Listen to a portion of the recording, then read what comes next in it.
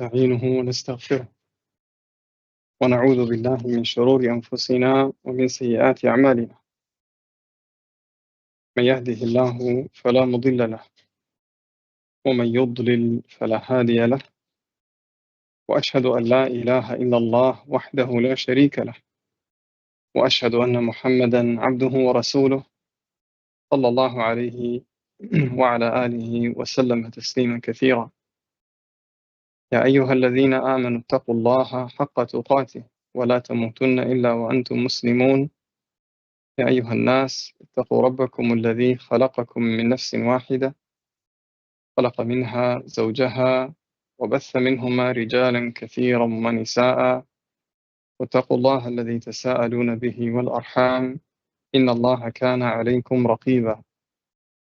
يا أيها الذين آمنوا اتقوا الله وقولوا قولا سديدا يصلح لكم أعمالكم ويغفر لكم ذنوبكم، ومن يطع الله ورسوله فقد فاز فوزا عظيما. أما بعد, to proceed, best of speech is the speech of Allah Azza wa Jal, and the best of guidance is the guidance of our Prophet Muhammad sallallahu alayhi wasallam, and the worst of all affairs are those affairs that have newly been added into the religion.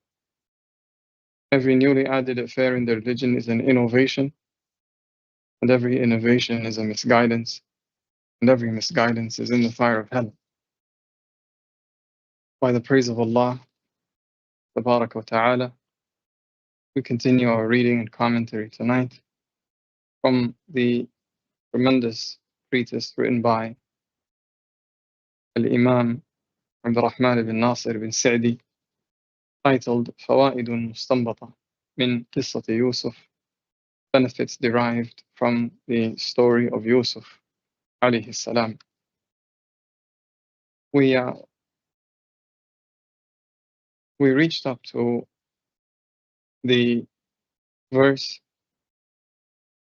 where the author, may Allah have mercy upon him, mentioned the statement of Allah Azza wa Jal, وَكَذَلِكَ يَجْتَبِيكَ رَبُّكَ وَيُعَلِّمُكَ مِنْ تَأْوِيلِ الْأَحَادِيثِ وَيُتِمُّ نِعْمَتَهُ عَلَيْكَ وعلى آل يعقوب كما أتمها على أبويك من قبل إبراهيم وإسحاق إن ربك عليم حكيم. We mentioned that there are a number of benefits we found in this statement of Allah Tabarak wa Ta'ala. So we ask Allah Jalla wa Ala for help and aid in extracting these benefits and putting them into practice. Number one, he mentioned to his son Yusuf alayhi salam that his Lord shall choose him, and that his Lord shall teach him from the interpretation of speech. Shaykh al-Sa'di, may Allah have mercy upon him, in his book At-Tafsir, Tafsir al-Karim al-Rahman, he mentioned meaning, the interpretation of dreams, and the understanding of what they shall result in, and what is the end result of those dreams, and the clarification of what every truthful speech will end up with. What is the end result of every truthful speech? He said, such as the divine revelations and their likes. In other words, Yusuf will be given understanding. He will be given the ability to take apart words and delve into their meanings. He said, وَيُتِمُّ نِعْمَتَهُ عَلَيْكَ, he will perfect his ni'mah upon you. وَعَلَى آلِ يَعْقُوبَ, and upon the family of Yaqub. The word ni'mah is singular or plural. This is an important question, because from this question we can learn a principle from the principles of tafsir. And that principle is related to whether this is plural or singular.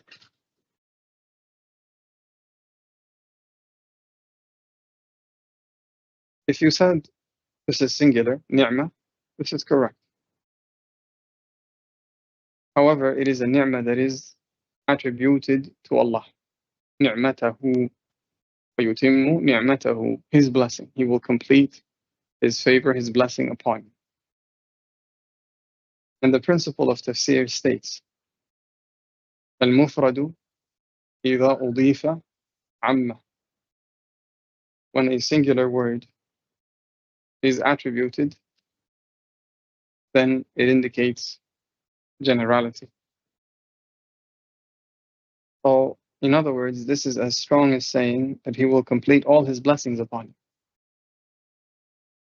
And what is the way that Allah subhanahu wa ta'ala will complete His blessings upon slave? Obviously, the answer is He will be made into a prophet. There is no higher blessing, there is no greater favor from the favors of Allah subhanahu wa ta'ala that can be bestowed in any human than to be chosen and made into a prophet. And this meaning is further corroborated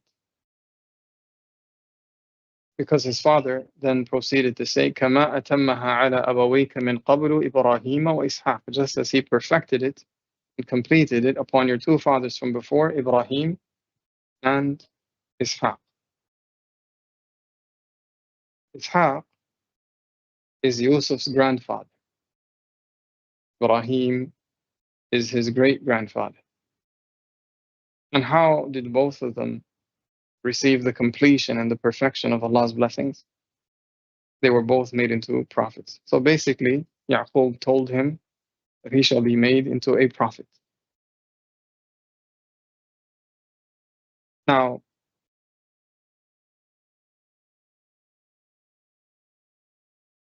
notice that he said He will complete His ni'mah upon you and upon the family of Yaqub. Why is that? Because once a man becomes so favored by Allah Azza wa Jal, then the amenities and blessings he will enjoy will by default automatically extend to those that are around him. If someone is blessed, his blessings will extend to those who are around him by the mercy of Allah Barak wa Ta'ala.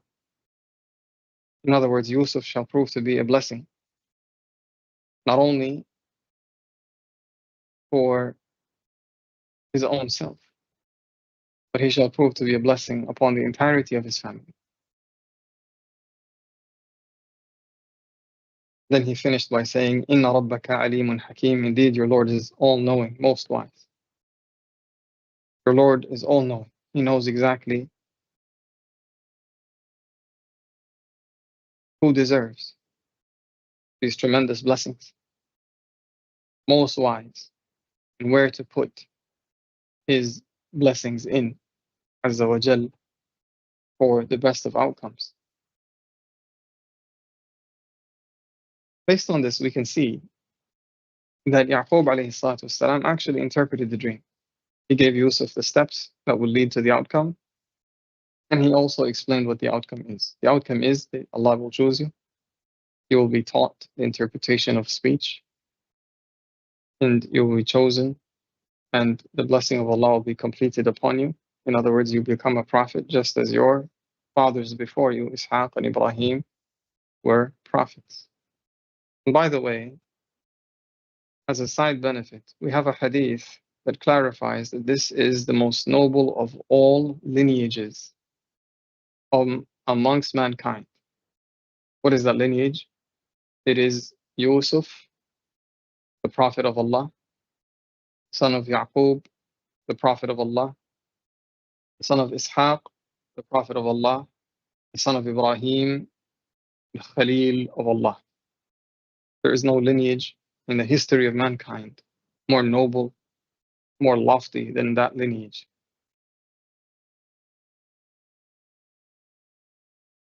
The author says, يعني لا بد أن يتم الله عليك نعمته بتعليم العلوم النافعة والأعمال الصالحة والاجتباء من الله وحصول الأخلاق الجميلة والمقامات الجليلة. In other words, it is a must that Allah will complete His blessing upon you by teaching you beneficial knowledge, righteous deeds, being chosen by Allah, and the attainment of noble characteristics and lofty stations. فبشره بحصول هذه الأمور ثم بالوصول إلى الرفعة في الدنيا والآخرة. So he gave him the glad tidings that all of these things shall occur and that he shall be raised both in the dunya and in the hereafter. In other words, this dream is of the type that is al-mubashirat, glad tidings. Mubashirat, we explained, is a type of the dreams, and it is the glad tidings, good news. It is Allah Azza wa Jal informing a slave of good things that are to occur in the future. But there is another element to this dream. And what is that element? It is a tasliyah. Tasliyah is consolation. Just like you console someone at times of hardship, there is consolation in this. Why? Because never does a slave attain such a high rank with Allah Tabaraka wa Ta'ala except that they must be tested. In the hadith narrated by the Messenger of Allah sallallahu alayhi wasallam, he said, أَشَدُّ النَّاسِ بَلَاءً الْأَنْبِيَاء ثُمَّ الْأَمْثَلُ فَالْأَمْثَلُ. People who have the most severe of tests are the prophets, and then those who are next in uprightness, followed by those who are next in uprightness. In other words, the more upright a slave is, the more severe the tests, the more difficult the tests that Allah subhanahu wa ta'ala will place in their path. As such, Yusuf is both being warned of the tests that are ahead of him on the path to Allah and consoled. No matter how difficult things will become, there will come a time where you will look back and see that all these tests were steps that you had to ascend, you had to climb to get to where you end up getting. This is a consolation. Shaykh explains this further. He says, في ضمن هذا التعبير من يعقوب ليوسف بشارة له وتسهيل. And included in this interpretation given by Yaqub for Yusuf is the glad tidings and the consolation. For that, لما سيناله من المشقات والكروب مع إخوته وفي السجن. For that which he's going to face in terms of difficulties and hardships with his brothers and in prison. فإن من علم أن المكاره والمشقات تفضي إلى الخير والراحات تسلى وهانت عليه مشقتها سهلت عليه وطأتها حصل بذلك من اللطف والروح شيء عظيم.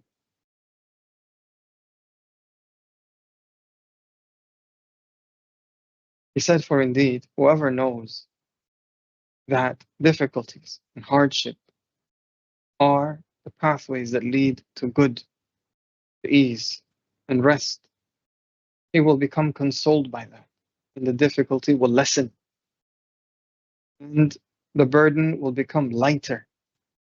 And because of this knowledge, a great amount of relief and ease will be experienced.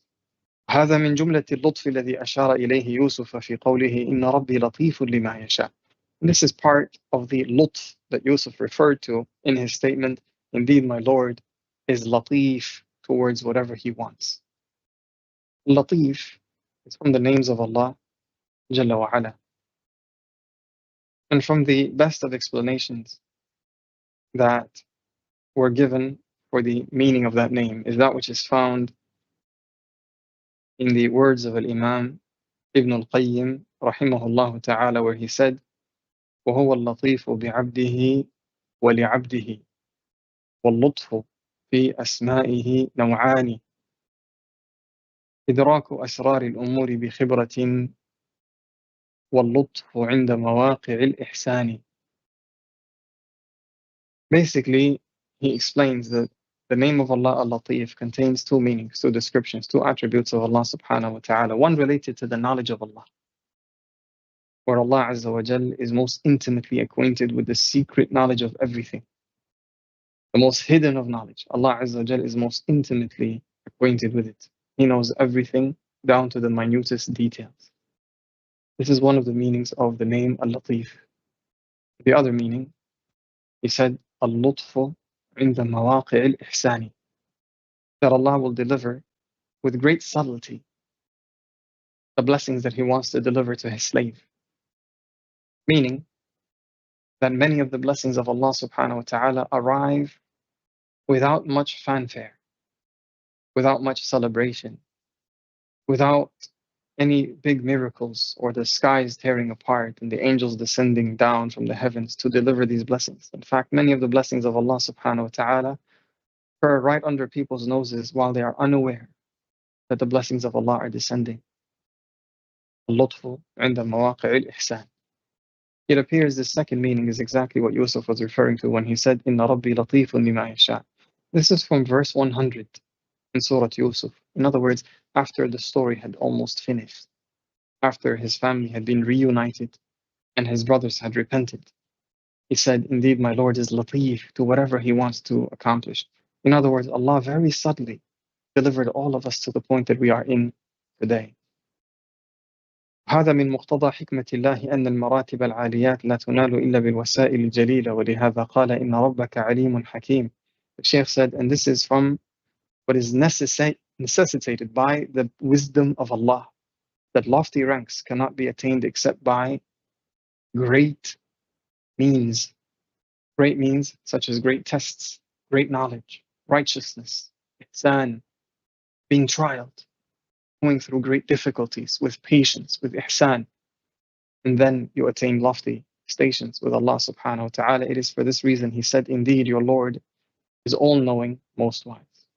Then he goes on to say, ومن فوائد هذا التعبير لرؤيا يوسف بشارة عظيمة ليعقوب وأم يوسف وإخوته بحصول الرفعة والصلاح والخير. And from the benefits of this interpretation of the dream, the interpretation of this dream of Yusuf, is that it contains glad tidings, tremendous glad tidings for Yaqub himself, for Yusuf's mother, and for his siblings, that they shall all be elevated, righteous, and upon goodness. Let's pause here for a second and ponder, where did the author take this from? Where is this found in the dream itself or in its interpretation?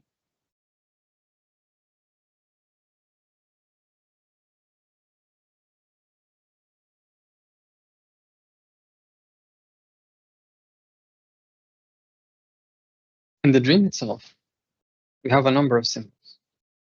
One of them is the 11 planets that made sujood for Yusuf. Heavenly bodies. You look at the sky and you see them. They're very bright and beautiful. His brothers were 11. Then we have another symbol, and that is the sun and the moon, which revolve around the earth. The earth revolves around them. In other words, these are symbols for his family members. The father and the mother, the sun and the moon. The child revolves around them and they revolve around him. Then the 11 siblings that are also in their own orbit related to that child. From this we learn that each of them is very high because all of these heavenly bodies are in the sky. They're very raised. We also learn that they are emitting light. The brightest one of them is the sun. This is a befitting symbol for Yaqub alayhi salatu wasalam, being that he is a prophet. And the prophets receive the light from Allah Azza wa Jal. In other words, the revelation of Allah Jalla wa Ala, which is also described as light. كَذَلِكَ أَوْحَيْنَا إِلَيْكَ رُوحًا مِّنْ أَمْرِنَا. Allah Azza wa Jal has called the revelation many descriptions. One of them is ruh, soul, it brings life. Another description was light. وَلَكِنْ جَعَلْنَاهُ نُورًا. However, we made it a light, meaning the revelation of Allah. So it is befitting that his father would be the sun and his mother would be the moon and his brethren, his siblings would be the 11 planets. So we learn from this that they are all going to have high station, high rank. that they are all going to have some measure of light and knowledge and righteousness that is bestowed upon them by Allah Tabaraka wa Ta'ala. In other words, from this dream, we already know that whatever wrong is done by Yusuf's brothers, temporary, there will come a time in which they will repent to Allah Subhanahu wa Ta'ala. They will rectify their affair. This teaches us something. First of all, is this point clear? And I can move on to the next point? Or should I clarify this any further?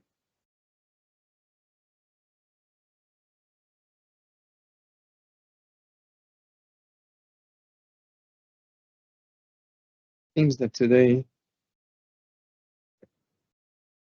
all right. So, if this is clear, what comes after that is to take into consideration that what counts with Allah Subhanahu wa Ta'ala is having a beautiful ending, even if the beginnings are not so perfect. What counts with Allah Azza wa Jal is having a beautiful ending, even if the beginnings are not so perfect. If we understood from the interpretation of the dream that the representation of Yusuf's family is heavenly bodies, planets, sun, moon, in other words, they're all emitting light, they're all in a very high place in the heavens. In other words, Allah will raise them, and they shall benefit, and they shall have good deeds, and they will have rank with Allah, and they will have rank in knowledge. This tells us that Yusuf's brothers shall attain a station. So then how do we combine between that and the fact that they're going to sin? They're going to betray their father, and they're going to throw their brother in a well and severely transgress against Yusuf. Combination is, what this means is that this shall be a temporary phase in their lives. That sinful phase is temporary. Their end is going to be a righteous ending. The Messenger of Allah sallallahu alaihi wasallam said, further highlighting the importance of this concept, إِنَّمَا الْأَعْمَالِ بِالْخَوَاتِيمِ, surely deeds are by their closures. Surely deeds are by their closures. So this is what matters with Allah subhanahu wa ta'ala. A beautiful ending, even in spite of having a not so perfect beginning. The author then continues and he says, فَيَعْقُوبُ صَلَى اللَّهُ عَلَيْهِ وَسَلَّمْ مِنْ أَكَابِرِ الْأَنْبِيَاءِ وَأَفَاضِلِ الْأَصْفِيَاءِ. So Yaqub alayhi salatu wassalam is from the major prophets, the most virtuous of the chosen of Allah. وَأُمُّهُ لَهَا مِنَ الْخَيْرِ وَالصَّلَاحِ وَالرِّفْعِ فِي الدُّنْيَا وَالْآخِرَةِ. And Yusuf's mother has goodness and righteousness and elevation in the dunya and the akhirah, such that she was likened to the sun. Yani the symbol that represents his mother was the sun. Then he said, Awil Qamar, or the moon, depending on which of the two opinions you take. So this is one opinion, what we just mentioned, that Yaqub would be the sun. The sun would be the representation of Yaqub, and the moon would be the representation of the mother. This is based upon light. Based upon what? Light. The one with the greater light would be the one with the greater knowledge and station with Allah. Also, the moon reflects the light of the sun. So this is befitting that the wife would be learning from her husband. The other opinion is based upon linguistics, because ash-shams in the Arabic language is treated as a feminine. You don't say hada ash-shams, you say hadihi ash-shams. So you treat it as a feminine word. And as for the qamar, you treat it as a masculine word. You don't say hadihi al-qamar, you say hada al-qamar. So the qamar is treated as a masculine word, wash-shams is treated as a feminine word. So this is a linguistic interpretation of these symbols based upon a rule from the language of the Arabs. This is an accepted method of the interpretation of dreams. وإخوة يوسف وإن كان قد جرى منهم في حق أبيهم وأخيهم من الأذية والعقوق والقطيعة ما جرى ولكن أباهم وأخاهم عفيا عنهم. And the brothers of Yusuf, despite what has occurred from them in terms of the rights of their father and their brother, of harm, cutting the ties of kin, and mistreatment, whatever occurred, However, their father and their brother have both forgiven them. استغفر الله تعالى أرحم الراحمين. And they asked Allah to forgive them, the most merciful, Jalla wa ala. Now, just as a side point, in one of the copies, we have في حق أباهم وأخاهم. If you have that typo, you can fix it. In this paragraph, وإخوة يوسف وإن كان قد جرى منهم في حق أباهم وأخاهم. If you have that typo, you can fix it. في حق أبيهم وأخيهم. This is how it should read. أباهم and أخاهم is wrong. It's a mistake. He said فالشمس والقمر والنجوم تضمنت النور والارتفاع. So the sun and the moon and the stars contain the meaning of light, loftiness, station. ولكنها متفاوتة في نورها بحسب التفاوت بين الأبوين وبين الإخوة. However, the amount of light they emit is different based upon the difference in rank between the two parents and the siblings.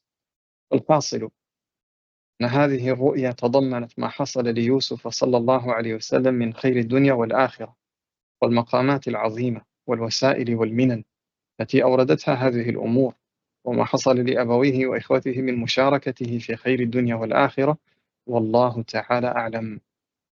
So, in summary, this dream contains what is going to happen to Yusuf of the good of this dunya and the akhirah, and the tremendous patience and the means to them, the blessings that all of these things shall lead to. That which is going to happen to his two parents and his siblings, and that they will share in the blessings of the dunya and the akhirah, and Allah knows best. This leads us to a final point before we move on to the next segment. That is, notice how Yusuf's blessing was shared by his family. It wasn't exclusive to him. They benefited from his station. You can see it in the dream that they made sujood to him, and then it transpired in real life in the end of the story. They made sujood for him physically. They glorified him, and he welcomed them and shared his blessings with them. And this teaches us a concept that if you want to be someone so blessed that your blessings reach your family, if you want to be someone who does the greatest possible favor for your family members, for your parents, for your siblings, for your children, for your wives, then what you want to do is to seek this knowledge. The knowledge of how to come close to Allah Tabarak wa Ta'ala, how to ascend in the ranks of the worshippers. This is the guaranteed path that leads to a person becoming blessed, such that Allah subhanahu wa ta'ala will not only bless them, but bless those around them. We ask Allah Jalla wa ala from His bounties. الفصل الأول, chapter 1. وأما رؤيا الفتيين. And as for the dream of the two young men. As you can see, the author, may Allah have mercy upon him, he skipped from one dream to the next dream, verses going in chronological order of the actual events of the story of Yusuf.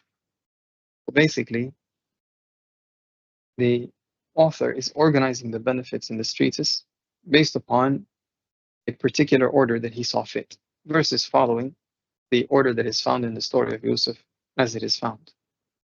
For this reason, I want to briefly mention a synopsis of that story. The story goes, after he saw his dream, his father warned him not to tell his dream to his brothers.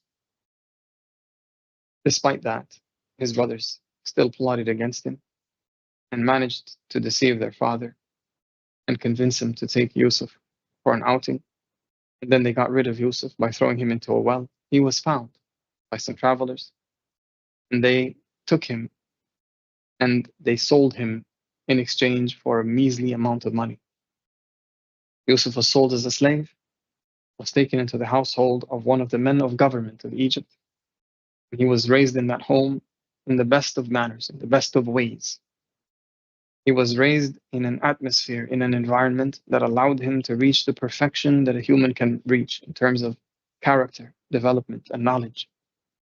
Indeed, the man who purchased him saw so much good in him from day one that he was hoping that potentially maybe one day I will adopt him and make him my son. سَاءَ يَنْفَعَنَا أَوْ نَتَّخِذَهُ وَلَدًا, he said to his wife on the day that he brought him home. So that was a segue for what Allah Azza wa Jal had in store for Yusuf, that he was raised in that fashion. However, when he reached the strength of men and the virility of youth, Allah Azza wa Jal bestowed upon him a tremendous amount of beauty.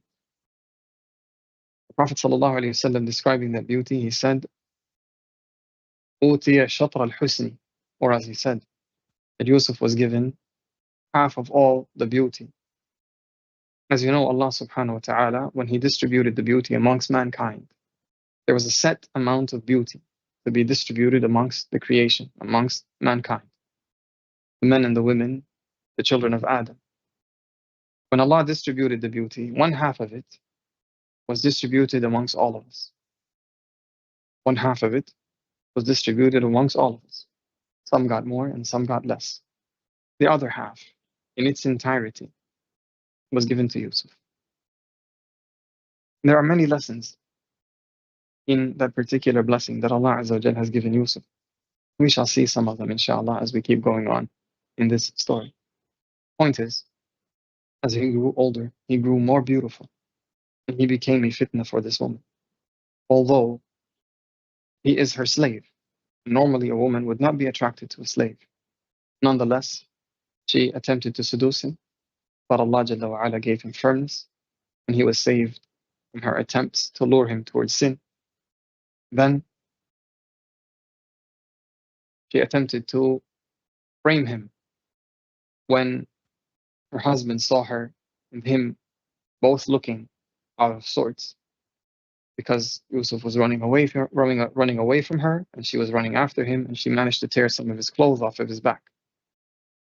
But when her husband saw this situation, to save herself, she attempted to frame Yusuf and pretend that he was attempting to harm her. Allah Jalla wa Ala defended Yusuf at that moment. Nonetheless, they decided to imprison him. Yusuf was imprisoned wrongfully for years. And then Allah Jalla wa Ala, when the time came, cleared his name, released him from prison, and he was immediately catapulted into a lofty station in government. It is at that point that the story begins to take a turn for victory after years and years of trials and dedication and worship, work for Allah.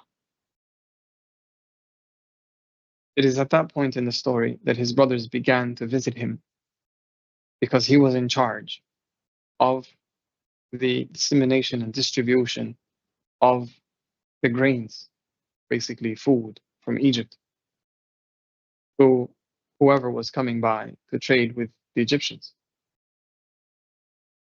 His brothers were from amongst his customers. However, they did not recognize him. So he managed to get his other brother from them, his younger brother, who was also oppressed just like Yusuf. And then, eventually, they came to him in a saddened state, seemingly broken. It is at that point that he decided to reveal his identity. And they all acknowledged at that point that certainly Allah has favored you above us and has chosen you over us. They all admitted that Yusuf is superior to them, and the jealousy ended right there as they submitted to the choice of Allah Tabarak wa Ta'ala. Meanwhile, his father had lost his eyesight. So Yusuf sent a garment of his with them, and when that garment was thrown on his father's face, his eyesight returned, and he instructed them, bring forth all your families, come to me. So they all moved to Egypt and settled with Yusuf. The families was reunited, and the work of the devil was undone by the praise of Allah Tabarak wa Ta'ala. This is a synopsis. This is an overall view of the story. Why am I mentioning this? Because the Shaykh is going to follow his own order in mentioning the benefits of this story. And you are best served by at least knowing the overall structure of the story in order to see where these benefits fit, how they align together, as the Shaykh explains them, because he's not going to follow the chronological order of the progress of this story. With that being said, he said, and as for the dream of the two young men, حيث قال أحدهما إني أراني أعصر خمرا قال الآخر إني أراني أحمل فوق رأسي خبزا تأكل الطير منه نبئنا بتأويله إنا نراك من المحسنين. And as for the dream of the two young men, where one of them said, I see myself squeezing alcohol, and the other said, I see myself carrying over my head bread from which birds are eating, inform us of its interpretation. Indeed, we are of the opinion that you are from the muhsineen, from the people of graciousness, people of extreme goodness. The author comments, he said, فَتَلَطَّفُوا لِيُوسُف أن ينبئهما بتأويل رؤياهما بما شاهدوا من إحسانه للأشياء وإحسانه إلى الخلق. So they used a nice method of requesting from Yusuf to interpret both their dreams because of what they have seen from his graciousness, his goodness to all things, and graciousness and goodness to all creation. Now, there's a couple of points to be taken from this verse here. Number one, they said to him, Inna naraka min al-muhsinin. It is our opinion that you are from the muhsinin. This is a lesson for us. That if you appear to be from the righteous, expect that people will notice it. People will look at you.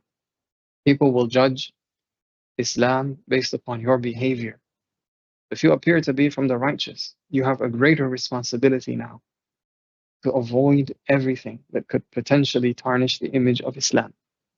Because people are going to look at the deen through the lens of your actions.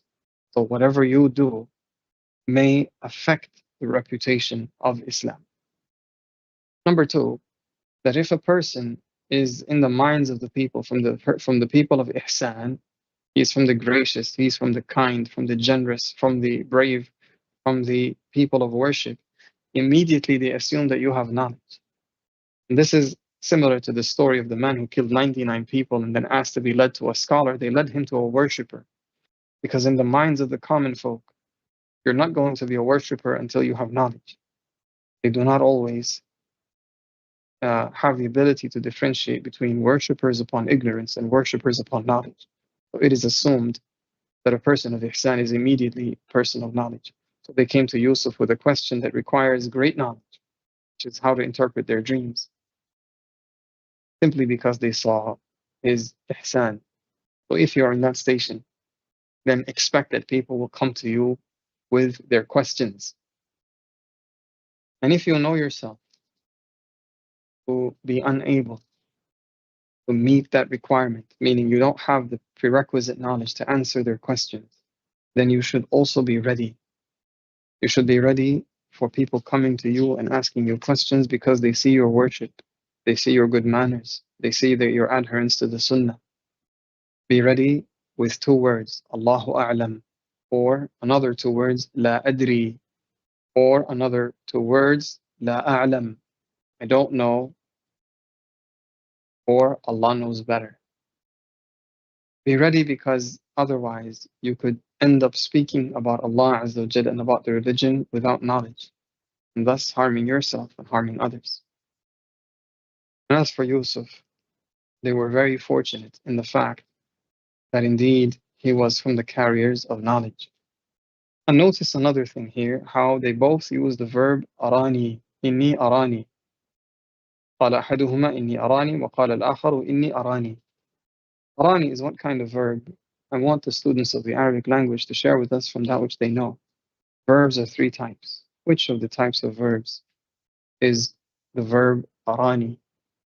The reason I'm asking this question is because we all know the context. So the choice of verb would lead us to exploring a benefit that perhaps requires a little bit more pondering to understand. So what kind of verb is this? First of all, what are the um, types of verbs? Three types of verbs.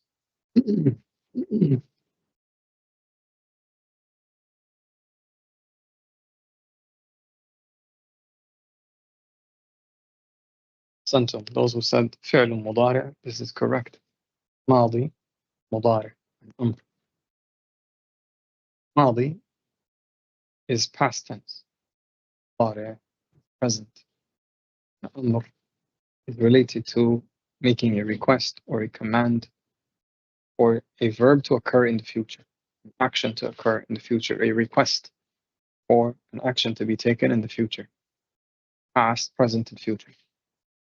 This particular verb, arani, I see myself, indicates the present, indicates continuity.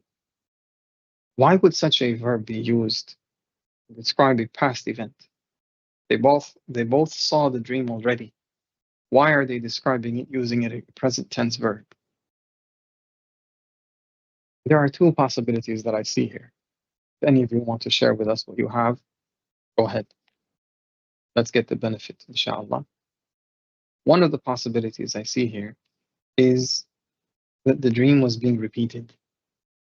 Each of them saw the dream multiple times.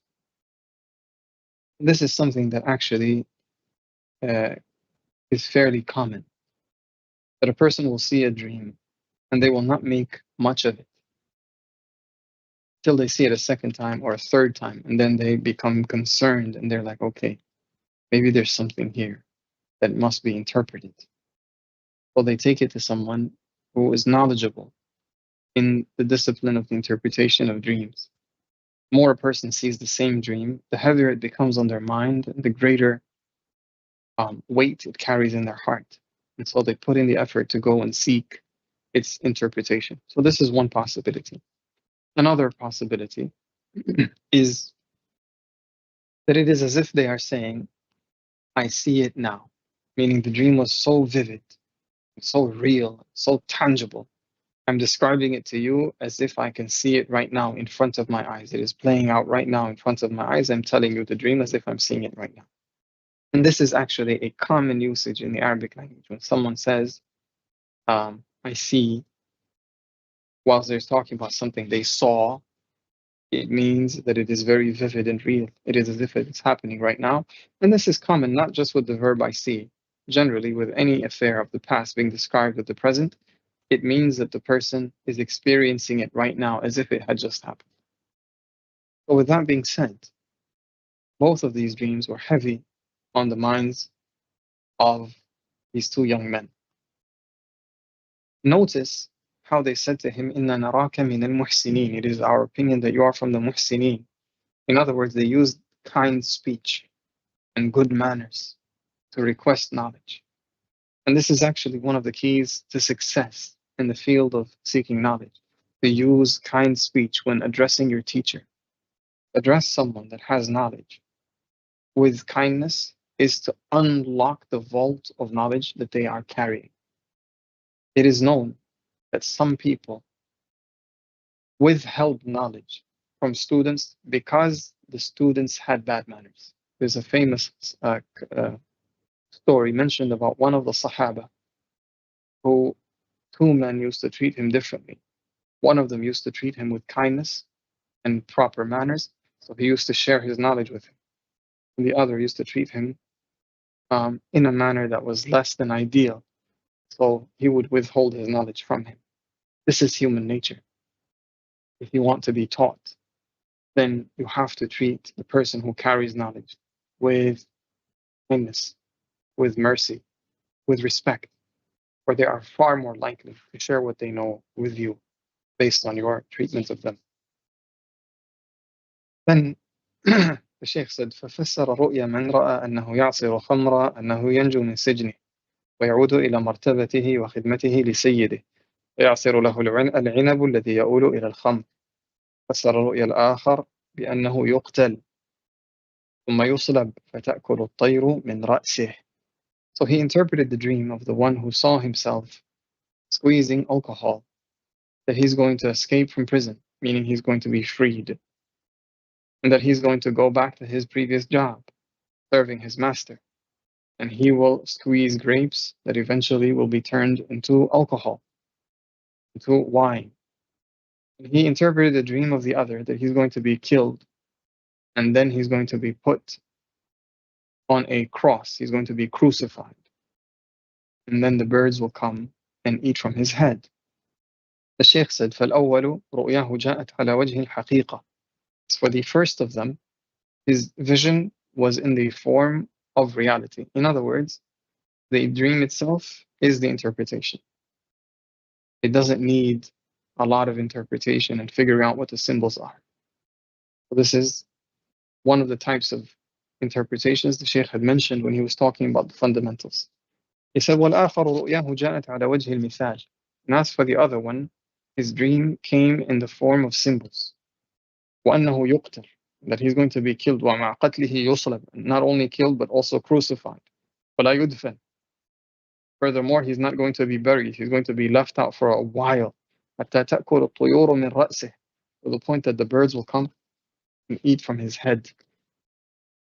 وهذا من الفهم العجيب والغوص إلى المعاني الدقيقة. And this is from the most amazing of understanding and diving deeply into the most subtle of meanings.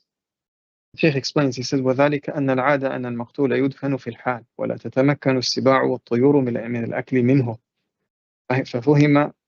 فهم أن هذا سيقتل ولا يدفن سريعا حتى يصل إلى هذه الحال. هذا من فضيحته وخزيته وسوء مصيره الدنيوي ما تقشعر منه الجلود. This is because the habit is that a person who is killed is immediately buried, and birds and beasts cannot come to eat from him. So he understood from this dream that this man is going to be killed and he will not be buried quickly until he gets to this point. And this includes that he's going to be facing a scandal and something that will wreck his reputation, and that he is going to end up with a very bad ending in terms of the dunya, something that is enough to make skins crawl. وحيث علم أن هذه الرؤيا صحيحة لا بد من وقوعها قال لهما قضي الأمر الذي فيه تستفتيان. Because he knew that this is a true vision and it must occur, he said to the both of them, the affair in which you are seeking fatwa has been sealed, has been ruled upon. In other words, Yusuf alayhi salatu wassalam was not engaging in guesswork. Rather, he was telling what the revelation of Allah contains. In other words, Yusuf could recognize that this is the truth that has come from Allah in these dreams, and he interpreted based upon what it actually means. And then he finished the interpretation by saying, and this is exactly what will happen. This is a matter that is sealed. This is taken directly from the preserved tablet, from the qadr of Allah tabarak wa ta'ala. Shaykh comments on this. He says, وَهَذَا مِنْ كَمَالِ عِلْمِهِ لِلتَّعْبِيرِ الَّذِي لَا يُعَبِّرُ عَنْ ظَنٍّ. And this is because of the perfection and mastery of the knowledge of the interpretation of dreams, where he is not interpreting based upon guesses, based upon what he thinks, وَتَوَهُّمْ وَإِنَّمَا يُعَبِّرُ عَنْ عِلْمٍ وَيَقِينٍ. Rather, he interprets based upon knowledge and certainty. وَأَمَّا الْمُنَاسَبَةُ فِي ذَلِكَ. And as for the